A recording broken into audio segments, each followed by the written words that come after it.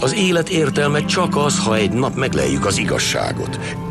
És az igazságot, mint a csillagokat, nagyon nehéz elérni.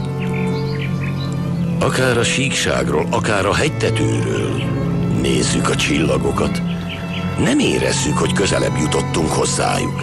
Így van ez az igazsággal is. Nem kell közelebb jutni hozzá, hogy láthassuk.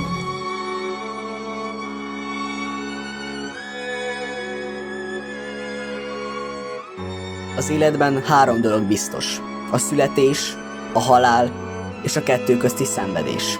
Mi is lehetne rosszabb, mint látni a bajtársaidat, a családtagjaidat egyesével meghalni. Végignézni, ahogy a hazádat kifosztják és a szentélyeidet meggyalázzák. A trauma sokszor jó ihletet tud adni művészi alkotásokhoz. Néha egyesek csak is azért kezdenek el alkotni, hogy kiadják magukból az elnyomott érzelmeiket. De milyen a háború a festők, költők, szobrászok és még a sok más alkotó szemében? Miképpen ragadták meg azt tömérdek ember lelkének szenvedését, és vetették vászonra, vagy próbálták másféle módokon átadni a nézőnek. Ma erről próbálok megbeszélni. Remélem élvezni fogod ezt a kis videó esszét, amit nem más alkotott, mint You are watching Regnos.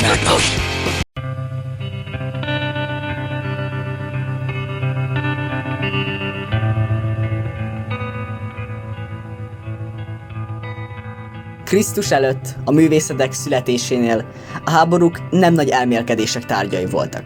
Inkább olyan szerepet játszott, amit ma propagandának neveznénk. Egyiptomban nyomatékosítani akarták a vezérek az alattuk lévőkben, hogy a hatalmuk egy istentől származik, hogy ők maguk voltak azok, akik megnyerték a háborút. A véres csaták pedig temérdek halottal járt, de az átlagember nem kapott nagy ceremóniát, nem érdemelte meg. Ezzel ellentétben az uralkodókat hova temették? Azokba az épületekbe, amikről néhányan még azt hiszik, hogy az ő lények csinálták. A leghatalmasabb építményeket a halálnak szentelték, és egy teljes szertartás volt a halottak túlvilágba küldésére. Persze ezek csak is a vezetőket illette meg. Ezzel szemben az ókori Görögországban nem a vezetőiket, hanem a mindennapi életet vagy az isteneiket ábrázolták.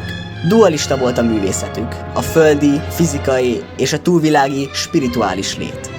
Görög filozófusok, például Platón és Arisztotelész kettős világban hittek.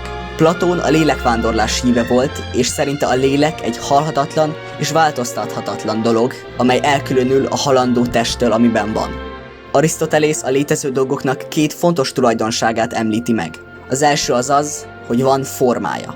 Forma alatt most nem egy körre vagy négyzetre gondoljunk. Arisztotelész szerint a forma a valóság azon változó eleme, amelyet az elménk egy dologba beleképzel egy fogalom által. Komplikált? Meg lehet, tehát megpróbálom elmagyarázni a másik tulajdonság belekeverésével, az anyaggal. Az anyag, az érzéki valóság egy olyan eleme, amelyet képesek vagyunk formálni. Az anyag azért anyag, mert benne rejlik a forma lehetősége, mint egy márványtömbben egy szobor. Ebben az esetben a szobor amiatt létezik a munka elkezdése nélkül is, mert a márványban rejlik az a lehetőség, hogy az anyag egy forma által, egy ható-ok közbelépésével átváltozzon a cél-ok révén meghatározott dologgá. A lényeg az, hogy kettősség volt. Egy egyensúly az értelmezhető és a felfoghatatlan között.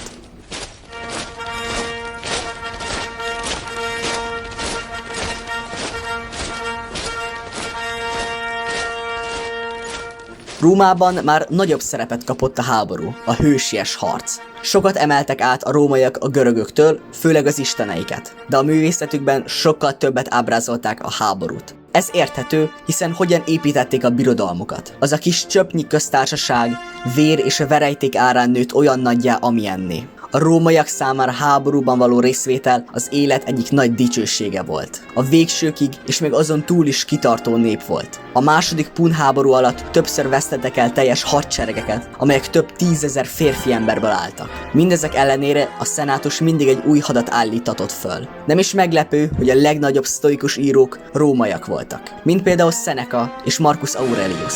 A sztoicizmus igaz, hogy az ókori görögöktől származott, de igazán a rómaiak testesítették meg. 4 fő erényt fogalmaztak meg a görögök, pontosabban Platón. A bölcsességet, a bátorságot, az igazságszeretetet és a mértéktartást. Egyetlen kifogásolható dolog az a rómaiak mértéktartása, tekintve, hogy az európai kontinens felét elfoglalták. És akkor az igazságszeretetel is lehetne vitatkozni egyes császároknál. De összességében kiváló feltalálók, újítók és harcosok voltak. Nem létezett számukra más a győzelmen kívül. Ha kellett, erőszakosak, fegyelmezettek és harcra készek tudtak lenni. Ezzel ellentétben a művészetük és a kultúrájuk kifinomult és gyöngéd is tudott lenni. A nyugat alapjait a görögök rakták le, az első szintet pedig a rómaiak építették föl.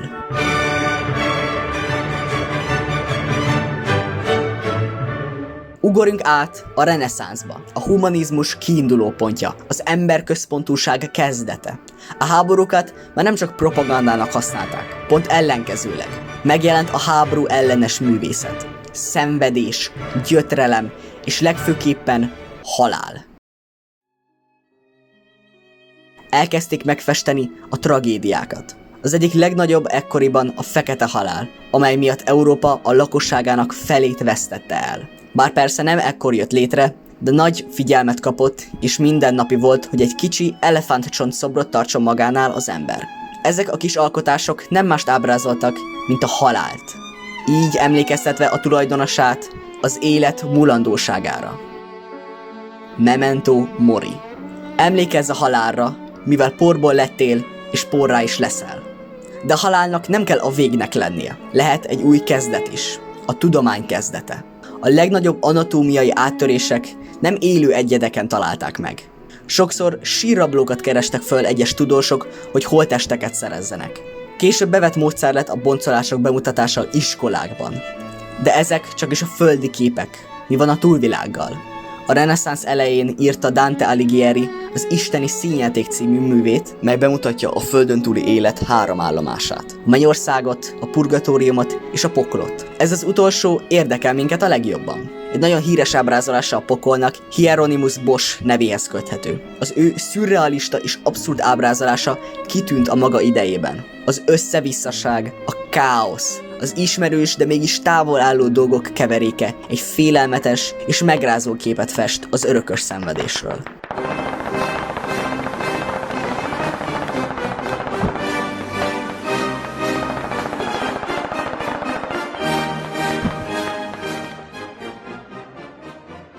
Elértünk utunk csúcs és egyben végpontjához. A két legtöbb életet követelő gépesített háború. A két világháború.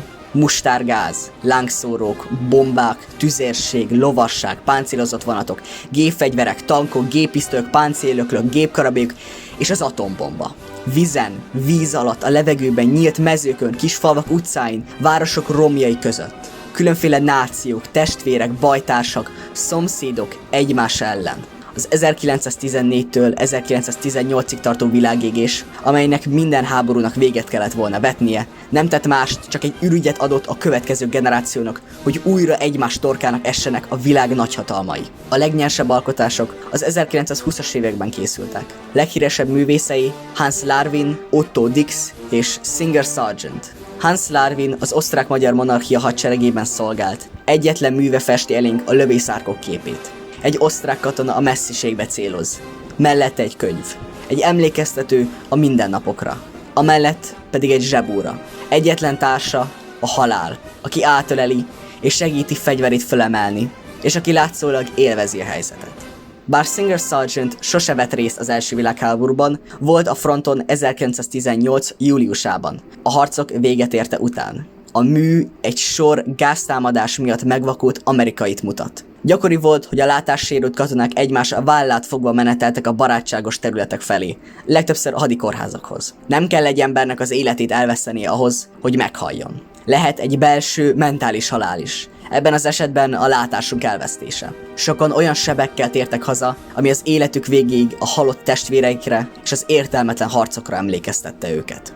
Otto Dix nehéz gépfegyveresként szolgált 1915-től a háború végéig a nyugati front Somme, azaz a leghalálosabb térségében. Művei nem távoli robbanásokat, vagy kihalt és lebombázott mezőket mutat nekünk.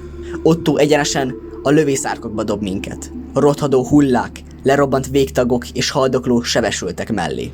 Nem bújik metaforák vagy utalások mögé. Dix lefesti a modern háborúk nyers igazságát, a mocskot, amit a hátországban lévők, sőt, még a katonaság egy része sem lát.